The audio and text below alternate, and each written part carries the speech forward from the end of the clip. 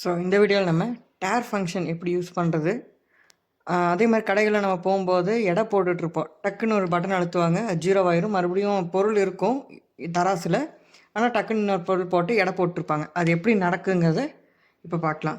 So first நான் இந்த பவுல் எடுத்து வச்சுக்கிறேன். ஸோ இதோட கிராம்ஸ் பார்த்திங்கன்னா 28 கிராம்.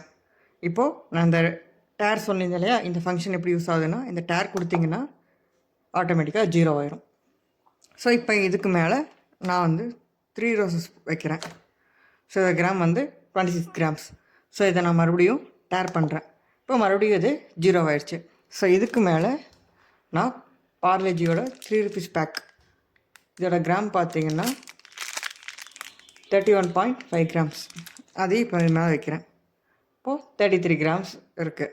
இப்போ நான் இதை மறுபடியும் டேர் பண்ணுறேன், விச் மீன்ஸ் 0 பண்ணிவிட்டு மறுபடியும் இது மேலே கார்த்திகா சேகாய் தூள், இதோட கிராம் பார்த்தீங்கன்னா 5.8 கிராம். இதை மறுபடியும் மேலே வச்சா 6 கிராம்னு இருக்கா. ஸோ இப்படித்தான் டேர் ஃபங்க்ஷனுங்கிறது ஒர்க் ஆகுது.